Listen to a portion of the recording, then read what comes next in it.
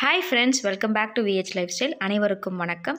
இன்னைக்கு நம்ம என்ன பார்க்க போறோம்னா ஒரு அன்பாக்சிங் வீடியோ ப்ளஸ் டெமோவும் தான் நம்ம பார்க்க போறோம். நிறைய பேர் சப்ஸ்கிரைப் பண்ணாமலே பார்த்துட்டு இருக்கீங்க. ஸோ ஒரே ஒரு சப்ஸ்கிரைப் மட்டும் பண்ணிடுங்க. இப்போ வாங்க நம்ம வீடியோக்குள்ளே போகலாம்.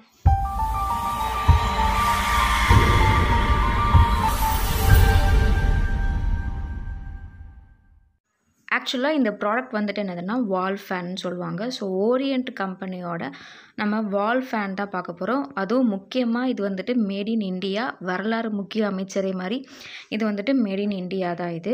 ஆக்சுவலாக இதில் 2 கலர் இருக்குது. ஒன்று கிரே கலரில் இருக்குது, ஒயிட் கலரில் இருக்குது. அதாவது அந்த உள்ளே இருக்கிற அந்த ஃபேனோட கலர் வந்துட்டு 2 கலர் கொடுத்துருக்காங்க. ஒன்று ஒயிட் அண்டு கிரே. இது வந்துட்டு ஹை ஸ்பீடில் இருக்குது. இன்னொன்று motor with revolutionary city tech for smoother longer and reliable operation சொல்லியிருக்காங்க.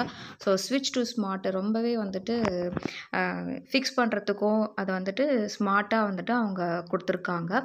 ஸோ ஒன்றொன்னா நம்ம எடுக்க ஆரம்பிச்சிடலாம். இதில் வந்துட்டு பார்ட்ஸ் வந்துட்டு தனித்தனியாக எல்லாமே அவங்க கொடுத்துருக்காங்க. ஒன்று அந்த ஃபேன் கொடுத்துருக்காங்க, இன்னொன்று அந்த டாப் அண்ட் பாட்டம் வந்துட்டு க்ளோஸ் பண்ணுறோம் இல்லையா, அது வந்துட்டு தனியாக கொடுத்துருக்காங்க. இன்னொன்று மோட்டார். இந்த 3 தான் கொடுத்துருக்காங்க. கூடவே வாரண்டி கார்டு, அதுக்கப்புறமா எப்படி இதை வந்துட்டு ஹேண்டில் பண்ணணும், யூஸ் பண்ணணும், ஃபிக்ஸ் பண்ணணும் அப்படின்னு சொல்லிட்டு ஒரு கார்டு கொடுத்துருக்காங்க. இதோட ரேட் பார்த்திங்கன்னா ஆக்சுவலாக 2600. நம்ம பக்கத்துலேயே எலக்ட்ரிக்கல் ஷாப்பில் தான் நாங்கள் இதை வாங்கினோம். ஒரு ஃபேனை மாட்டுறதுக்கு 500, 200 இந்த மாதிரி ஃபேன்லலாம் மாட்டுறதுக்கு ஒரு 300லேருந்து சார்ஜ் கேட்குறாங்க. ஸோ இந்த வீடியோ உங்களுக்கு கண்டிப்பாக ஒரு யூஸ்ஃபுல்லாக இருக்கும்னு நான் நினைக்கிறேன். ஏன்னா நம்ம வாங்கிட்டு எப்படி ஃபிக்ஸ் பண்ணலான்னு தான் நான் உங்களுக்கு காமிக்க போகிறோம். இப்போ எல்லாமே பண்ண போகிறது என்னோடய ஹஸ்பண்ட் தான் பண்ண போகிறாரு. ஓகே, மோட்டரை வந்துட்டு இப்போ பிரித்தாச்சு. இது மேலே வந்துட்டு ஒரு மூடி மாதிரி இருக்கு இல்லையா, அதை வந்துட்டு ஓப்பன் பண்ணிடணும். இது ஓப்பன் பண்ணுறதுக்கு ரொம்ப நேரம் ட்ரை பண்ணிகிட்டு இருந்தார். நடுவில் என் பொண்ணு வந்துப்பா இப்படி பண்ணக்கூடாதுப்பா, இப்படி தான்ப்பா திருப்பணும் அப்படின்னு சொல்லியிருப்பா.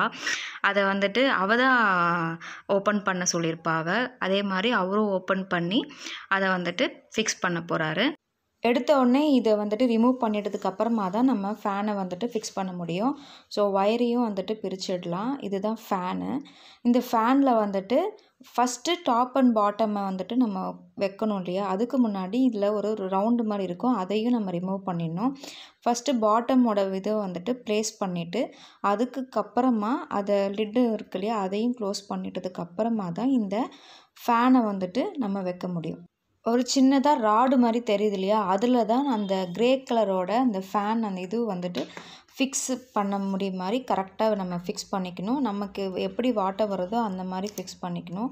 ஃபஸ்ட்டு டைம் வைக்கும்போது அவ்வளோவா வந்துட்டு வாட்டர் வரல. ஸோ வேறு மாதிரி தான் அவர் வந்துட்டு ஃபிக்ஸ் பண்ணிட்டார். ஃபிக்ஸ் பண்ணிவிட்டு அந்த ஒயிட் கலர் லிட்டையும் வந்துட்டு அதுக்கு மேலே க்ளோஸ் பண்ணிட்டோம்னா அது லாக் ஆகிடும். அது வந்துட்டு ரிமூவ் ஆகாது. அது போடுறதுக்கப்புறமா அது மேலே டாப்பையும் வந்துட்டு க்ளோஸ் பண்ணிடணும். ஆனால் அந்த க்ளோஸ் பண்ணுறதுக்கு முன்னாடி ஒரு சில ப்ராசஸ் இருக்குது. பாட்டமோட மூடி மாதிரி டாப்பும் இருக்காது.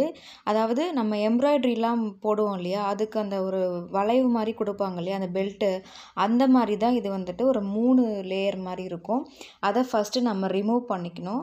ஸோ அதை ரிமூவ் பண்ணிட்டோம்னா ஒரு ராடு மாதிரி அது இருக்கு இல்லையா, அதை வந்துட்டு நம்ம ஃபிக்ஸ் பண்ணிக்கணும். ஃபிக்ஸ் பண்ணிவிட்டு அதை சுற்றி நல்லா லாக் ஆயிடுச்சா அப்படின்னு சொல்லிவிட்டு அதை பண்ணிட்டதுக்கப்புறமா தான் இது மேலே க்ளோஸ் பண்ணி 2த்தையும் சேர்த்து லாக் பண்ணணும்.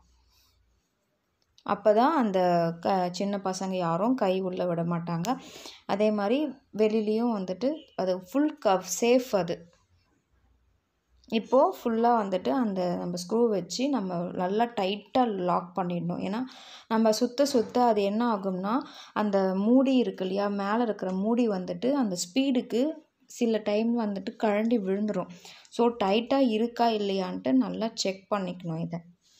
இதில் 1, 2, 3 இந்த மாதிரி 3 இது கொடுத்துருக்காங்க. ஃபஸ்ட் ஒன்று வந்துட்டு ஸ்பீடு கம்மி, செகண்ட் ஒன் வந்துட்டு கொஞ்சம் ஸ்பீடு ஜாஸ்தி, 3 வந்துட்டு ரொம்பவே ஜாஸ்தி.